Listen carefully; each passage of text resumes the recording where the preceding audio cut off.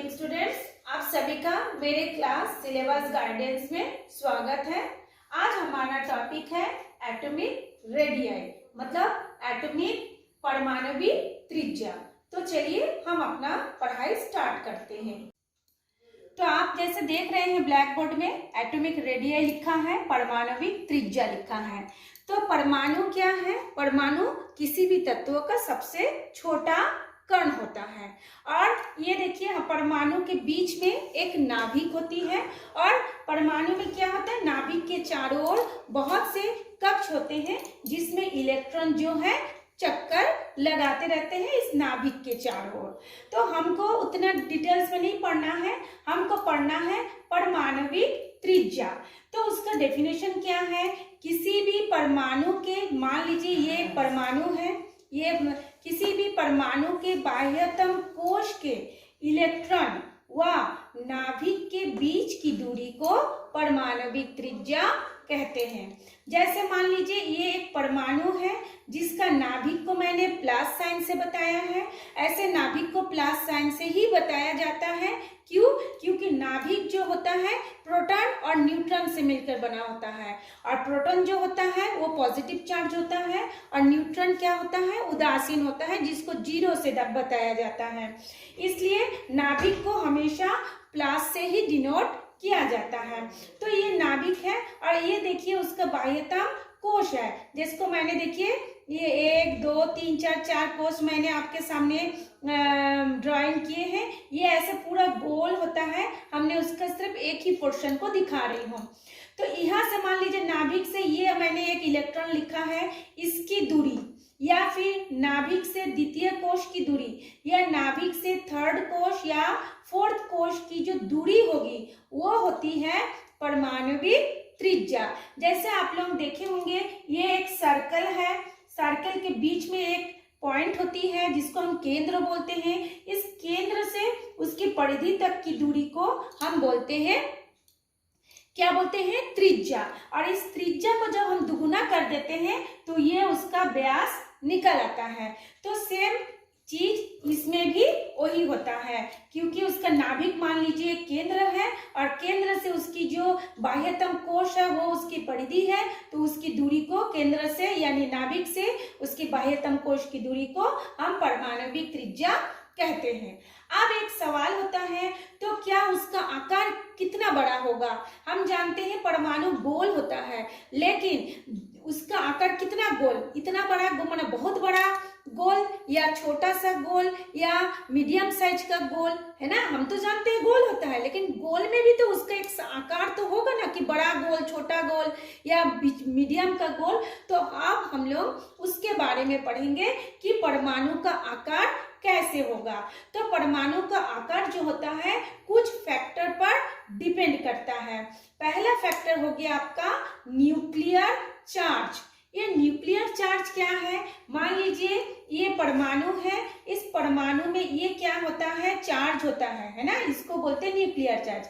यानी क्या होता है, जो परमाणुओं की संख्या होगी किसी भी परमाणु में परमाणु की जो परमाणु क्रमांक की जो संख्या होगी, है ना, तो परमाणु क्रमांक की संख्या जितनी होगी वो होगी इसका चार्ज। परमाणु संख्या किसको बोलते हैं? जैसे मान लीजिए लिथियम है, लिथियम में 2 संख्या होती है, एक होता है उसकी द्रव्यमान संख्या, एक होती है उसकी परमाणु संख्या, है ना। तो परमाणु संख्या या परमाणु क्रमांक दोनों एक ही चीज है। तो ठीक द्रव्यमान के आधा होता है परमाणु संख्या। तो परमाणु संख्या मान लीजिए 3 है, तो यहाँ पे उसकी चार्ज कितनी हो गई? 3। और जितनी परमाणु संख्या होगी यानी प्रोटॉन की संख्या जितनी होगी, इलेक्ट्रॉनों की संख्या भी उतने ही होती है। तभी तो वो एक दूसरे को आकर्षण करते रहता है और इलेक्ट्रॉन जो है नाभिक के चारों ओर चक्कर लगाता है, जैसे सूरज के चारों ओर ग्रह चक्कर लगाता है एक दूसरे के आकर्षण के कारण। क्यों आकर्षण करते हैं? क्योंकि इलेक्ट्रॉन जो होता है हमेशा नेगेटिव चार्ज होता है और प्रोटॉन जो होता है वो हमेशा पॉजिटिव चार्ज होते हैं, और दोनों ऑपोजिट चार्ज एक दूसरे को अट्रैक्शन करते हैं। अब ये बताया जा रहा है कि परमाणु क्रमांक जितना ज्यादा होगा, यानी परमाणु क्रमांक बढ़ने के साथ साथ उसका आवेश जो होगा बढ़ता जाएगा, जिससे इलेक्ट्रॉन व नाभिक के बीच में आकर्षण बल क्या होगा, बढ़ेगा। जब ये आकर्षण बल बढ़ेगा तब उसका आकार क्या हो जाएगा, छोटा हो जाएगा। कैसे हो जाएगा, मैं आपको यहाँ पे देखिए बता रही हूँ। ये हो गया परमाणु चार्ज हो गया, इसकी संख्या जितनी होगी इलेक्ट्रॉनों की संख्या भी सेम होता है। तो इसमें मान लीजिए यहाँ एक इलेक्ट्रॉन है, ये नेगेटिव चार्ज है, ये इसको खींच रहा है, ये इसको खींच रहा है। जब वो अपने ओर आकर्षित कर रहा है तो इसकी जो दूरी है ना, ये जो दूरी है, ये जो कक्षकों की दूरी है वो एकदम पास पास ऐसे पास पास आ जाते हैं। जो इतना दूरी में था वो पास पास आ गया, यानी जब वो पास पास आ गया तब उस परमाणु का आकार कितना हो जाएगा, छोटा हो गया। पहले कितना बड़ा आकार था, इतना। अब आकर्षण बल के कारण वो पास आ गया, जिसके कारण उसका आकार क्या हो जाएगा, छोटा हो जाएगा। तो एक ही चीज है कि नाभिकीय आवेश क्या होगा, परमाणु क्रमांक बढ़ने के साथ साथ नाभिकीय आवेश बढ़ता है, जिससे इलेक्ट्रॉन व नाभिक के बीच में आकर्षण बल बढ़ता है, जिस कारण परमाणु का त्रिज्या क्या हो जाती है, घट जाती है, यानी कम हो जाती है। हो गया, ये आप लोग समझ गए होंगे। न्यूक्लियर चार्ज यानी क्या होता है, नाभिकीय आवेश। इसका होता है न्यूक्लियर चार्ज का मीनिंग होता है नाभिकीय आवेश। ये हो गया इसका नाभिकीय आवेश। ठीक, सेकंड पॉइंट है नंबर ऑफ ऑर्बिट। इसका मतलब होता है परमाणु कक्ष की संख्या। ये देखिए, ये परमाणु का कक्ष है, ये देखिए ऐसे ऐसे ऐसे 1 2 3 4 मैंने दिखाया है, ये है परमाणु कक्ष की संख्या। तो ये बताया गया है कि परमाणु क्रमांक बढ़ने के साथ साथ इलेक्ट्रॉनों की संख्या भी बढ़ता है। जैसे ये मान लीजिए परमाणु क्रमांक 3 4 5 हो गया, ठीक है ना। तो ये हो गया, यहाँ पे पहले मान लीजिए लिथियम में इसकी संख्या कितना है, 3, बेरिलियम में इसकी संख्या कितना है, 4, बोरॉन में कितना है, इसकी संख्या हो गया 5। तो मैंने आपको अभी अभी बताया जितनी परमाणु की संख्या होती है, मतलब प्रोटॉन की संख्या जितनी होती है, इलेक्ट्रॉनों की संख्या भी सेम होती है। अगर मान लीजिए इसकी संख्या बढ़ा है तो ये इलेक्ट्रॉन जो चारों ओर चक्कर लगा रहा है उसकी संख्या भी बढ़ रहा है। अब जब उसकी संख्या बढ़ेगी तो हम लोग जानते हैं जो नाभिक के चारों ओर कक्ष होती है, हर एक कक्ष में इलेक्ट्रॉनों की संख्या निर्धारित होती है। कितना होती है, 2 8 18 32 ऐसे होता है। हम जानते हैं पहले कक्ष में 2, दूसरा में 8, तीसरा में 18, चौथा में 32। या इसको हम डिटेल्स में देखें तो ऐसे होता है 2 8 8 18 18 32 32 ऐसे करके होता है ना। 2 8 8 18 18 32 32। तो जैसे जैसे प्रोटॉन की संख्या बढ़ रहा है यानी इलेक्ट्रॉनों की संख्या भी बढ़ेगा, और जब इलेक्ट्रॉनों की संख्या बढ़ेगी तो इसकी कक्षक जो है उसकी संख्या भी बढ़ेगा। तो जब इसकी संख्या बढ़ेगा यानी नाभिक से फिर इसकी दूरी क्या हो जाएगा, और ऐसे कक्षक बढ़ते जाएगा तो यहाँ से इसकी दूरी क्या हो जाएगी, बहुत ज्यादा हो जाएगी। क्यों दूरी बहुत ज्यादा हो जाएगी, क्योंकि इनके बीच में आकर्षण क्या हो जाएगा, कम हो जाएगा। दूर होने के कारण उनके प्रोटॉन और इलेक्ट्रॉनों के बीच में यानी पॉजिटिव चार्ज और नेगेटिव चार्ज के बीच में आकर्षण क्षमता क्या हो जाएगी, कम हो जाएगी। तो जब आकर्षण कम हो जाएगा तो परमाणु का आकार क्या हो जाएगा, सिकुड़ेगा नहीं बल्कि बड़ा हो जाएगा। पहले में था न्यूक्लियर चार्ज बढ़ने से उसकी आकार छोटा हो जा रहा है। इस दूसरे में आता है कि जब ऑर्बिट बढ़ता है यानी न्यूक्लियर चार्ज जब बढ़ता है यानी प्रोटॉन की संख्या जब बढ़ता है यानी परमाणु की क्रमांक या प्रोटॉन की संख्या दोनों सेम है, जब वो बढ़ता है तो सम संख्या में मतलब सेम इलेक्ट्रॉनों की संख्या भी उतने ही बढ़ता है। तो जब इलेक्ट्रॉन बढ़ेगा यानी इलेक्ट्रॉन कहाँ पे रहेगा, उसके एक निश्चित कक्ष पे रहेगा। तो कक्ष पे रहने के कारण इनके बीच की दूरी क्या हो जाएगी, बढ़ती जाएगी, और बढ़ने के कारण उनके बीच में आकर्षण कम होते जाएगा, जिस कारण इस परमाणु का आकार क्या हो जाएगा, बड़ा हो जाएगा। ठीक, ये हो गया हमारा। फिर हम लोग तीसरा पॉइंट देखते हैं। तीसरा पॉइंट में क्या बताया गया है कि तीसरा पॉइंट होता है परिरक्षण प्रभाव, स्क्रीनिंग इफेक्ट। इसको मैंने लिखा नहीं क्योंकि स्क्रीनिंग इफेक्ट में फिर ये 4 पॉइंट आता है। तो स्क्रीनिंग इफेक्ट का मतलब होता है परिरक्षण, मतलब जो चारों ओर से एक प्रोटेक्टिव लेयर बना के रखता है ना, उसको कहा जाता है परिरक्षण। तो उसमें फिर आता है van der Waals radius, covalent radii, metallic radius, ionic radii. तो फर्स्ट हम लोग देखते हैं वंडर वाल रेडियस। उसमें क्या होता है कि किसी भी तत्वों के दो निकटतम अणुओं के निकटतम परमाणुओं की जो नाभिकों के मध्य की दूरी का आधा, उसको आधा का वैल्यू जितना होगा उसको कहते हैं वंडर वाल त्रिज्या। मान लीजिए यहाँ पे कोई भी एक तत्व है जिसका 2 अणु है, ये एक अणु है, ये एक अणु।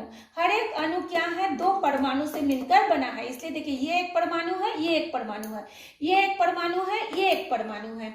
अब परिभाषा में मैं क्या बताई हूँ, किन्हीं भी 2 अणुओं की निकटतम परमाणुओं के, मतलब जो एकदम उसके पास में परमाणु हो, है ना।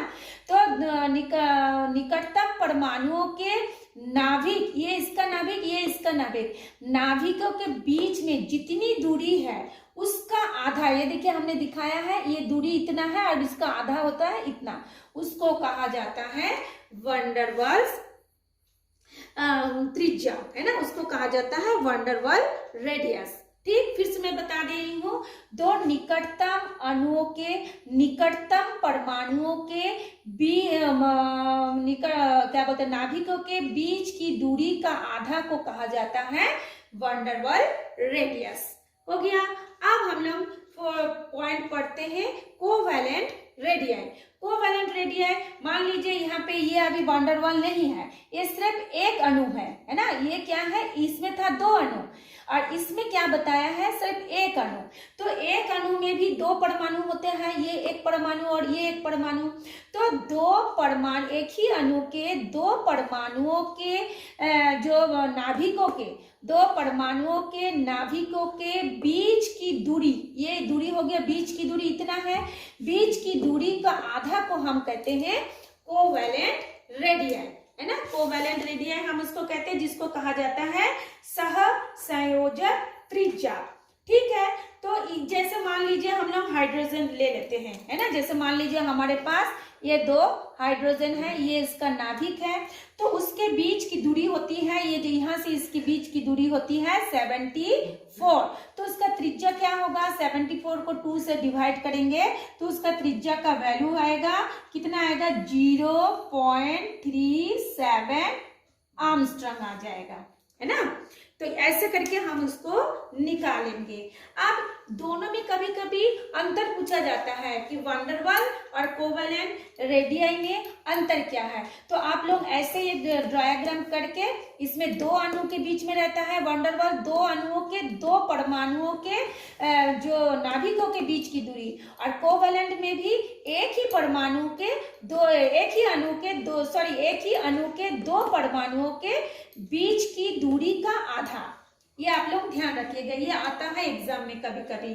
तो ये था आप लोगों का वंडर वाल और कोवैलेंट रेडियाई। तो आप लोग इसको एग्जांपल से भी ले सकते हैं। मान लीजिए ये क्लोरीन की 2 अणु है, तो क्लोरीन की 2 अणु में वंडर वाल को दिखा लीजिए, क्लोरीन की 1 अणु में कोवैलेंट रेडियाई को दिखा लीजिए। ये हो गया आप लोगों का कोवैलेंट रेडियाई। अब ये सवाल होता है, ये जो कोवैलेंट बॉन्ड बनता है वो कितने बनता है, 1 बन सकता है, 2 बन सकता है, 3 बन सकता है। जैसे मान लीजिए ये HCl बनता है सिंगल, फिर क्या बोलते हैं, या Cl के बीच में आप देखेंगे सिंगल बन गया, O2 के बीच में देखेंगे O डबल बॉन्ड O बनता है, N2 में देखेंगे N ट्रिपल बॉन्ड N बनता है। ठीक है, तो जितने ज्यादा बॉन्ड रहेगा उनके बीच में ये धनावेश और ऋणायन इलेक्ट्रॉनों के बीच में आकर्षण उतने ही ज्यादा होगी, जिसके कारण ये जो मान आएगा, यानी 2 नाभिकों के बीच की दूरी का आधा का जो वैल्यू आएगा वो घटते जाएगा। सिंगल बॉन्ड में ज्यादा होगा, डबल बॉन्ड में उससे कम, ट्रिपल बॉन्ड में उससे भी कम होता है। जैसे मान लीजिए हम लोग एक एग्जांपल में बताते हैं CC, ऐसे हम एक्स में बताते हैं। मान लीजिए एक सी और सी के बीच में single bond, C double bond C, C triple bond C हुआ। तो सी सिंगल बॉन्ड सी में इसकी वैल्यू होगी 0.77, इसकी हो जाएगी 0.665 और इसकी हो जाएगी 0.602 आर्मस्ट्रॉन्ग। ये वैल्यू हो जाएगा 0.77, 0.665, 0.602 आर्मस्ट्रॉन्ग हो जाएगा, है ना। तो ये हो गया आप लोगों का कोवैलेंट रेडियाई। ये अगर क्लियर हो जाएगा तो मेटालिक और आयनिक बहुत इजी है। मेटालिक में हम क्या बोलते हैं, किसी भी एक मेटल को हम ले लेते हैं। कोई भी मेटल आप जानते हैं, सोडियम, पोटेशियम, जो आयरन, कॉपर, जिंक, जो भी है, जितने भी मेटल है वो सब आप जानते हैं। मेटल में भी सेम वही उसका डेफिनेशन है। किसी धात्विक क्रिस्टल, मेटेलिक, जो मेटेलिक रेडिया है उसको हम लोग क्रिस्टल रेडियस भी बोल सकते हैं। तो किसी धात्विक क्रिस्टल संरचना में दो निकटतम परमाणुओं के नाभिक के बीच की दूरी का आधा को हम बोलेंगे धात्विक त्रिज्या यानी मेटेलिक रेडियाई। तो इसमें भी वही सेम, मान लीजिए किन्हीं भी दो निकटतम परमाणुओं, ये जैसे ये इसका नाभिक, ये इसका नाभिक हो गया, नाभिक के बीच की दूरी का आधा, ये जैसे ये नाभिक हो गया, इसकी दूरी कितना है, इतना, इसका हम इधर आधा लेते हैं, ये हो जाएगा उसका धात्विक त्रिज्या। ये बहुत सरल है, ये जैसे हमने पहले बताया था वो वैसे ही है। अब हमारा दूसरा आ रहा है आपका आयनिक रेडियाई। ये वाला अब हम लोग पढ़ेंगे आयनिक रेडियाई क्या है। आयन कब बनता है? हम जानते हैं कि कोई भी जो पदार्थ होता है, जब ये कोई भी परमाणु, कोई भी पदार्थ की जो परमाणु या किसी भी तत्व के परमाणु जब इलेक्ट्रॉन को डोनेट करता है, त्याग करता है, तो वो धनावेश बनता है। और जब वो इलेक्ट्रॉन को एक्सेप्ट करता है तो वो क्या बोलते हैं, ऋणावेश बनता है। जैसे मान लीजिए सोडियम एक इलेक्ट्रॉन त्याग करके, ये एक इलेक्ट्रॉन को उन्होंने त्याग कर दिया, तो क्या बनेगा, सोडियम धनायन। इसी तरह से मैग्नीशियम 2 इलेक्ट्रॉन को त्याग कर देता है, तो मैग्नीशियम क्या बनता है, डबल धनायन। ठीक है। उसी तरह से मान लीजिए क्लोरीन है, क्लोरीन एक इलेक्ट्रॉन को ले लेता है, देखिए प्लस हुआ, प्लस लिखी हो मतलब एक इलेक्ट्रॉन को वो ले लिया, और इलेक्ट्रॉन के ऊपर हमेशा नेगेटिव चार्ज होता है, तो क्या बनेगा, इससे फिर क्या बन जाएगा, Cl-, नेगेटिव चार्ज हो गया, है ना। फ्लोरीन एक इलेक्ट्रॉन को ले लेगा, जब देखिए लेगा तो प्लस साइन होगा, जब त्याग करेगा तो ये माइनस होगा, है ना, मतलब उसमें से वो निकल जा रहा है। तो जब धनायन और इसी तरह से वो ऋणायन बनेगा, तो जब वो धनायन बनेगा, है ना, उस समय उस परमाणु का आकार कैसे होगा, हम लोग आकार के बारे में ही ना पढ़ रहे हैं, परमाणु के आकार के बारे में। जब वो क्या बोलते हैं, धनायन होगा, धनायन की त्रिज्या क्या होगा, परमाणु से क्या होगी, छोटी होगी, उसकी परमाणु की त्रिज्या छोटी हो जाएगी। क्यों छोटी हो जाएगी, क्योंकि इलेक्ट्रॉन, जैसे मान लीजिए क्यों छोटी होगी मैं आपको बता रही हूँ। जो आयनिक रेडियाई में जो धनावेशित आयन होगा उसकी आकार जो होगा वो छोटा होगा। क्यों छोटा होगा, मान लीजिए यहाँ पे ये धनावेशित है और यहाँ पे ये कक्षक में क्या है, इलेक्ट्रॉन है, ये सारे कक्षक में क्या बैठा हुआ है, इलेक्ट्रॉन है, ये एक दूसरे को खींच करके एक निश्चित वृत्ताकार पथ में घूम रहा है। अब मान लीजिए इसमें से एक इलेक्ट्रॉन निकल गया, 2 इलेक्ट्रॉन निकल गया, 3, 4, जैसे भी जितना भी निकलता है, तो जब इलेक्ट्रॉन निकल जाता है ना, तो उसकी फिर आकार क्या हो जाएगा, धीरे धीरे क्या हो जाएगा, उसका आकार छोटा हो जाएगा। क्यों छोटा हो जाएगा, क्योंकि ये जो जैसे इलेक्ट्रॉन चला गया, ये पास में आ गया, तो पास में आने के कारण ये ऋणावेश और ये धनावेश एक दूसरे को आकर्षित कर रहा है। आकर्षित करने के कारण इन लोग क्या होता है, नाभिक के बहुत नजदीक आ जाता है, जिस कारण परमाणु का आकार क्या हो जाएगा, छोटा हो जाएगा। ठीक सेम उसी तरह से मान लीजिए यदि नेगेटिव आवेश बनता है, यानी जो धनावेश या जो ऋणावेशित होगा, है ना, यदि परमाणु क्या हो जाएगा, ऋणावेशित होगा। तब ऋणावेशित होने से क्या हो जाएगा, वो इलेक्ट्रॉन को एक्सेप्ट करता है यानी ग्रहण करता है। तो जब वो इलेक्ट्रॉन ग्रहण करते जाता है तो इसमें फिर इलेक्ट्रॉनों की संख्या बढ़ेगी यानी उसका कक्षक भी बढ़ेगा। इलेक्ट्रॉन कहाँ रहेगा, कक्षक में न रहेगा, तो उसकी कक्षक भी बढ़ेगा यानी इलेक्ट्रॉन बढ़ेगा। फिर नाभिक से इसकी दूरी क्या हो जाएगी, ज्यादा हो जाएगी। तो ज्यादा हो जाने के कारण इनके बीच में आकर्षण बल क्या हो जाएगा, कम हो जाएगा। जब कम हो जाएगा तो इसकी आकार फिर क्या हो जाएगा, बड़ा हो जाएगा। तो ये था ये हमारा जो परमाणु का आकार किस पोजीशन में कैसा होगा, ये आप लोग को मैं डिटेल्स में बता दी। यदि फिर ये आप लोग बता दिए, आप लोग देख लीजिए एक बार और ऊपर से नीचे तक। इसको आप लोग समझ लीजिए, देख लीजिए, और फिर कुछ अगर और भी इसमें से कोई क्वेश्चन आपको डाउट क्लियर करना है उसको आप लोग कर सकते हैं। और एक बात मैं फिर से बताना चाहूंगी, मेरा नाम काकली राय है। मैं अपनी तरफ से पूरी कोशिश करती हूँ कि आप लोग पूरी तरह से समझ सके। मैं केमिस्ट्री की और 10th साइंस की टीचर हूँ। और एक और बात है कि जो फर्स्ट टाइम मेरे चैनल को देख रहे हैं वो सब्सक्राइब कर ले, ताकि मेरे और जो वीडियो है वो आपको मिल जाए। और जो पहले से भी देख लिए हैं, सब्सक्राइब कर चुके हैं, वो अगर समझ में आ गया होगा तो लाइक कर दीजिए। Thanks for watching me.